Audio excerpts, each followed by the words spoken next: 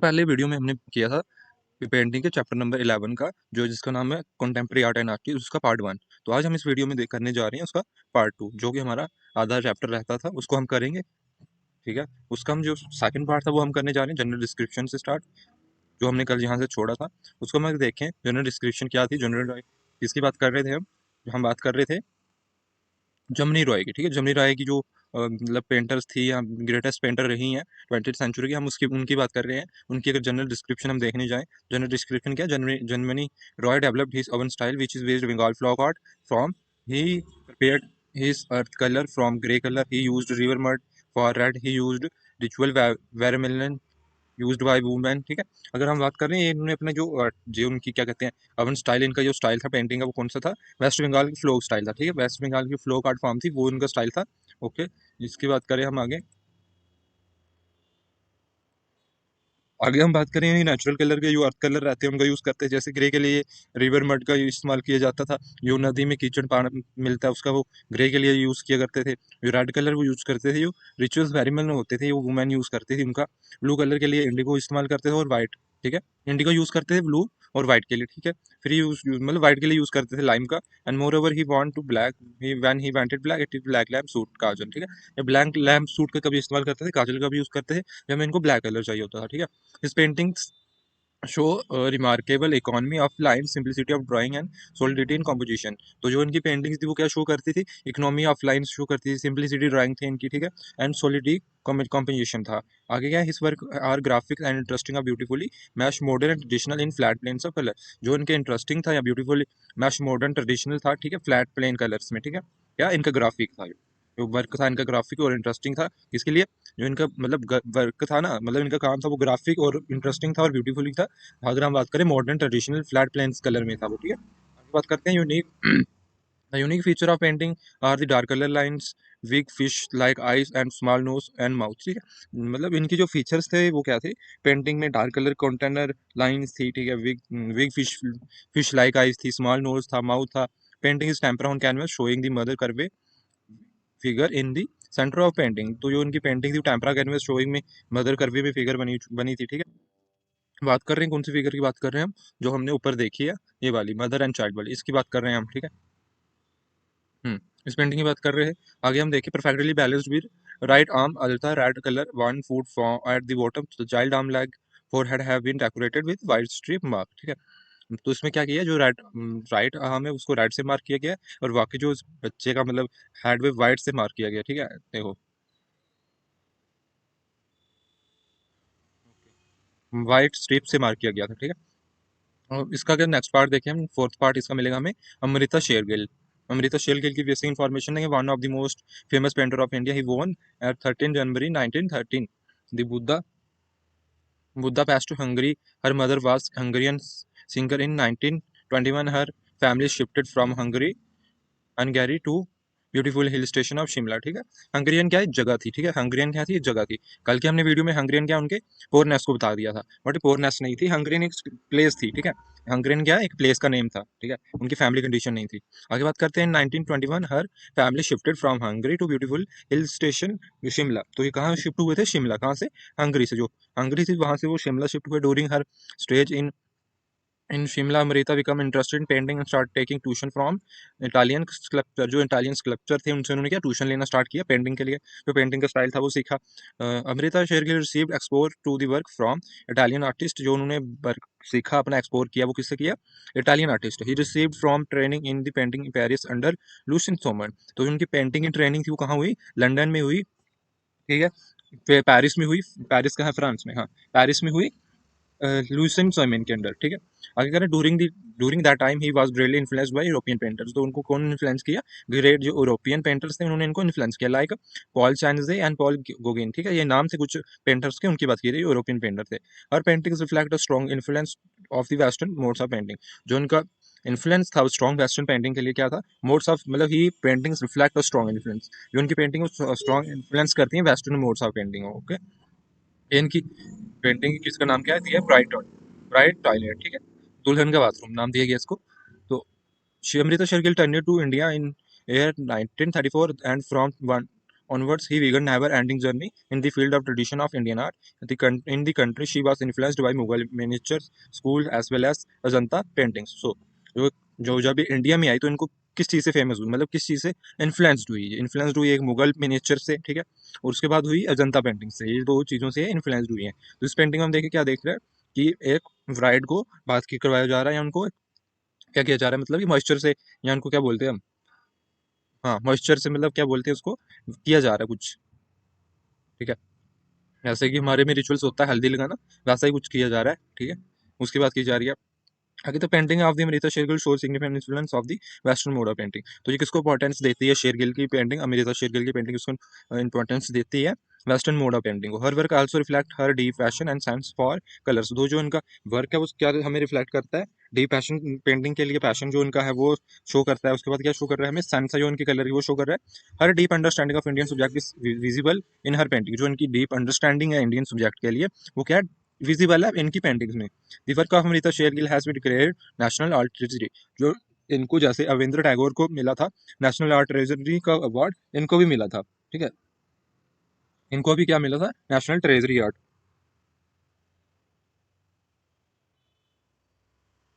अच्छा।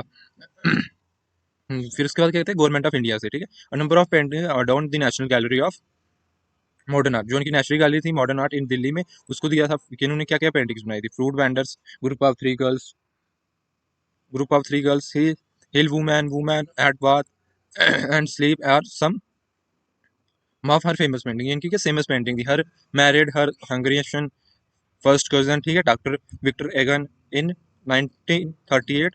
After that he she moved with her husband to parental family. तो उनके साथ क्या हुआ, वो अपने हस्बैंड के साथ अपने पेरेंटल फैमिली में मूव कर गई, ठीक है। पेरेंटल फैमिली किसको बोला जाएगा, ससुराल को, ठीक है। Home in Gorakhpur Uttar Pradesh, later the couple shifted in Lahore. उसके बाद क्या हुआ, जो कपल था ये वो कहाँ शिफ्ट कर गया, लाहौर में, ठीक है, लाहौर में शिफ्ट हो गया। कब हुआ, इन 1941, ठीक है।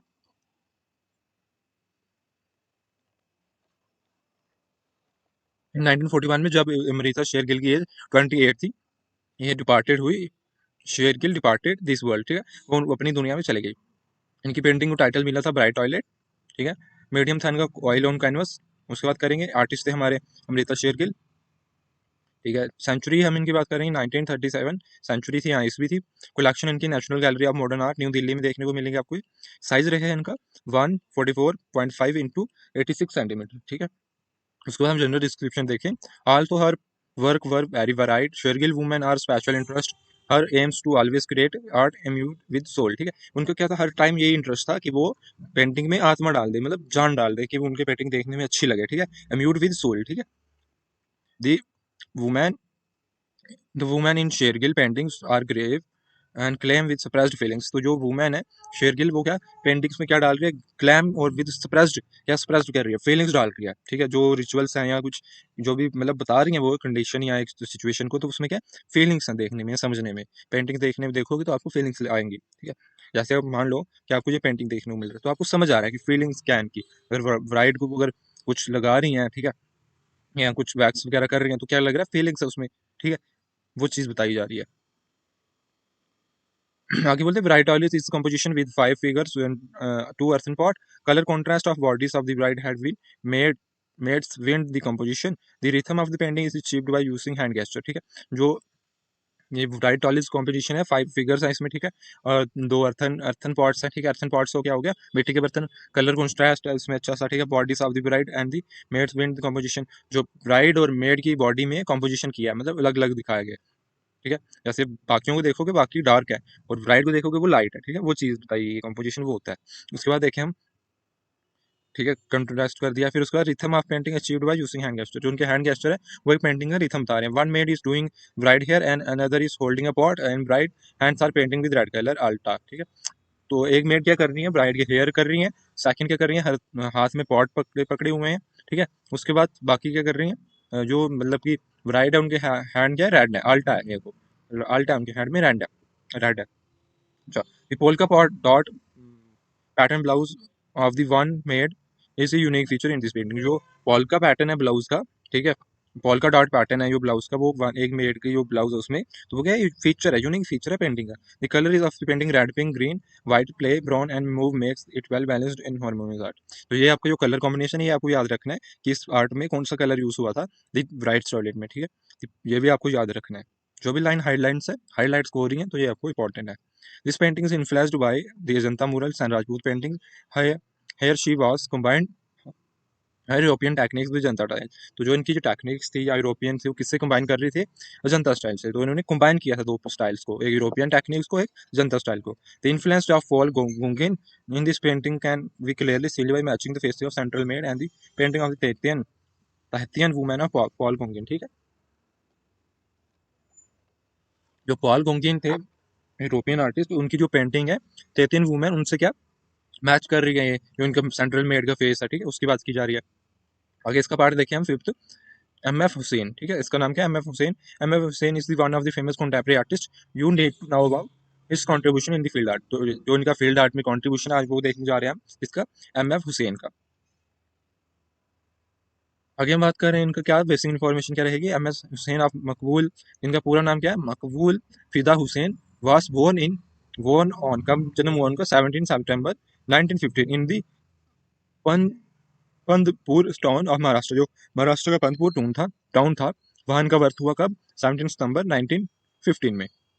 ही is one of the most famous artist in India, both are the national and international level.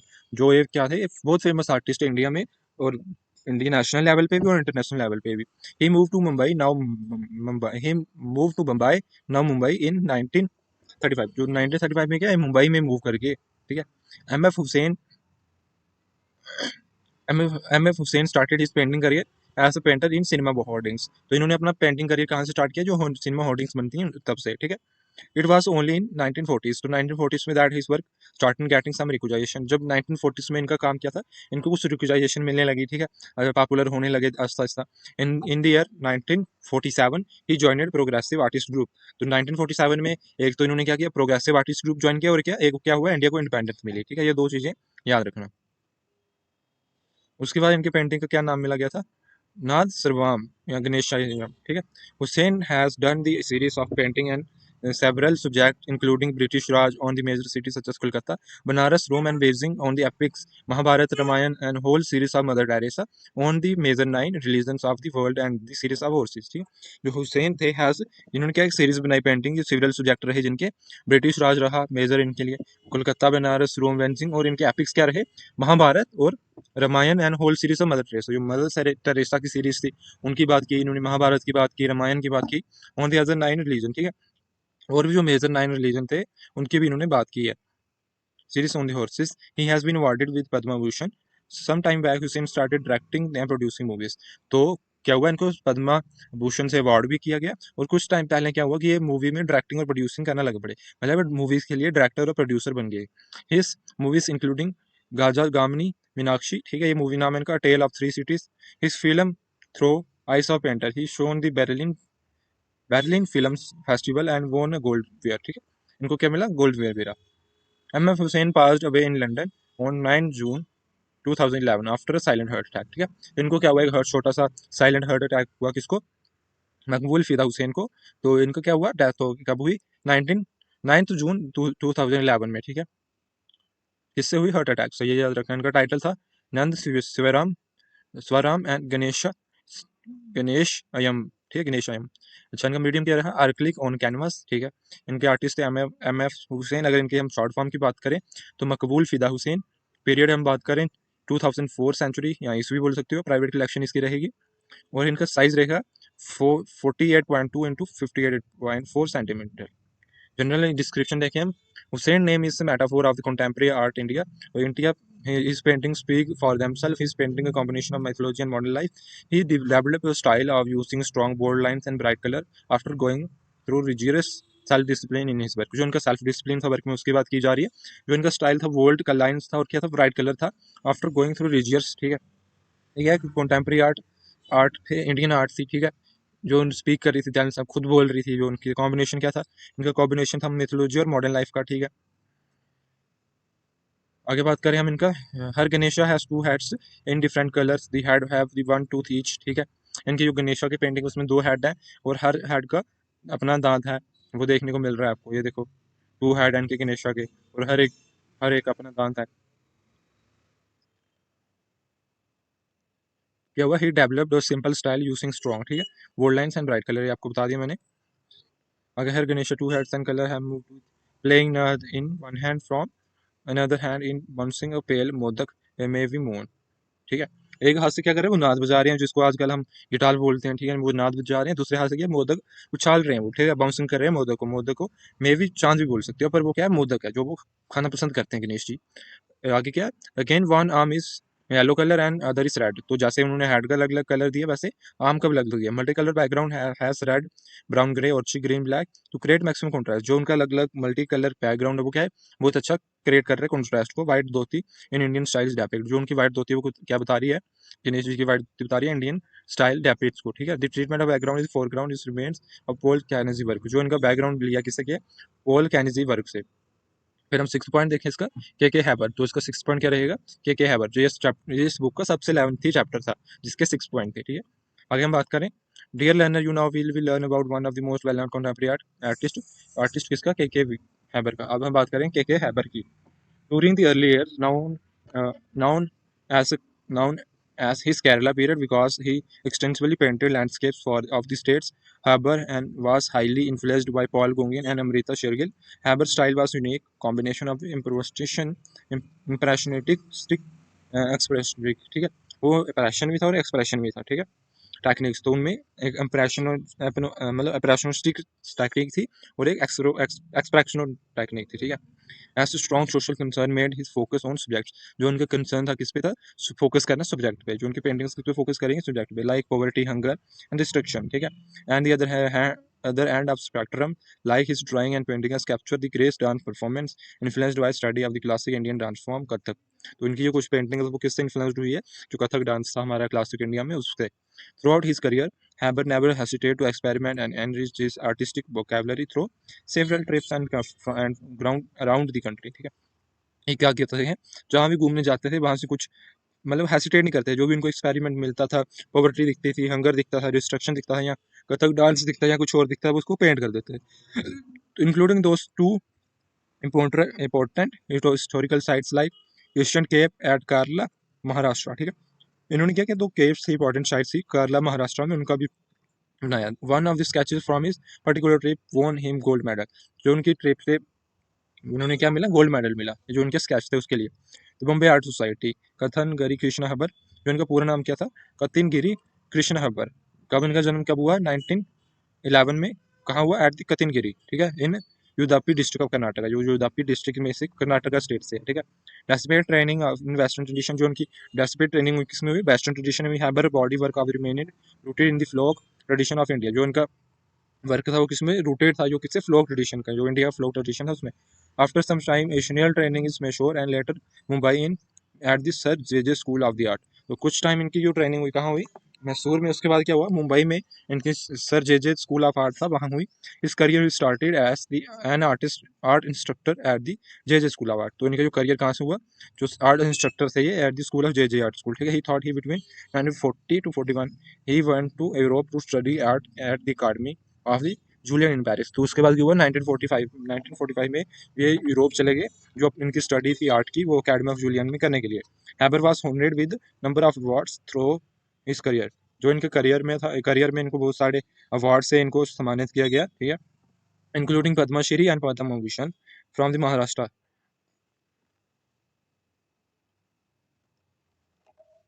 तो इनको क्या, पद्मश्री भी मिला, पद्म आभूषण भी मिला, ठीक है। द महाराष्ट्र शासन गौरव पुष्कर हैबर डाइड, ठीक है, किससे मिला, जो भारत महाराष्ट्र के शासन थे गौरव पुष्कर, उनसे मिला। Hebbar died in 1996 at the age of 85, जब इनकी 85 की एज थी, 1996 में इनकी डेथ हो गई थी हैबर की, ठीक है। इनकी पेंटिंग अनटाइटल है, इसको कोई टाइटल नहीं दिया गया है, ठीक है। इनका क्या था, वाटर कलर ऑन हैंडमेड, ठीक है। तो इनका आर्टिस्ट है के हैबर, इनका पूरा नाम है कैथन गिरी कृष्णा हैबर, ठीक है, नाम भी याद रखना आपको पूरा। पीरियड रहेगा इनका 1938 सेंचुरी या ईस्वी, प्राइवेट कलेक्शन है ये। उसके बाद करें हम जनरल डिस्क्रिप्शन, के Hebbar is known as known for his artwork reflecting the reality of India. He is greatly cherished from his painting of human beings that are drawn from the forms colours of India. ठीक है, जो Haber थे इन्होंने क्या art work reflect करता है reality थी जो इंडिया की हंगर या कुछ भी डिस्ट्रक्शन या पॉवर्टी उसकी बात करता है। इस ग्रेडली चेरिज करते थे पेंटिंग जो ह्यूमन बींग्स के ड्रॉन थे, जो मतलब ह्यूमन बींग्स की जो मतलब सिचुएशन थी, एक्सपेरिमेंट किया था इन्होंने, वो इन्होंने अपनी पेंटिंग्स में बताया। ठीक है, he has drawn a coastal town of Kerala, इन्होंने कोस्टल टाउन बनाया है केरला का। Fisherman and the boats are shown in foreground, जो इनकी पेंटिंग ऊपर देखने को मिली, इसमें क्या दिख रहा है आपको? ठीक है, फिशरमैन दिख रहे हैं, बोट्स देखने को मिल रही हैं। ठीक है, उसकी बात की जा रही है। उसके बाद क्या हुआ, fisherman board and foreground backdrop and hostel buster morning. ठीक है, जो हस्टल बस्टर मॉर्निंग है वो देखने को मिली, एक्टिविटी विजिबल हो रही है। इसमें ऑर्ची brown orange blue grey shades are been used to create perfect coastal scene. पूरा कोस्टल सीन अच्छा बनाने के लिए उन्होंने क्या क्या यूज किया, ऑर्चरी की हुई है, ब्राउन किया, ऑरेंज किया, ब्लू किया, ग्रे किया और शेड्स किए हैं been create perfect coastal scene. ठीक है, और bold brush stroke with transparency of water colour can be seen, जो वाटर कलर की ट्रांसपेरेंसी दिख रही है वो भी आपको देखने को मिल रही है। तो जो ये आज का हमारा चैप्टर था, चैप्टर नंबर 11, जिसमें हमने 6 पॉइंट्स पढ़े हैं। ठीक है, वो आप याद रखना। इसके बाद हमारा बचता है सिर्फ पेंटिंग का फर्स्ट चैप्टर। बाकी हमने पूरा सिलेबस कंप्लीट कर लिया है, जो भी आपके 60% सिलेबस रहता है पब्लिक एग्जाम के लिए, तो वो आपकी पूरी प्लेलिस्ट आपको डिस्क्रिप्शन में मेल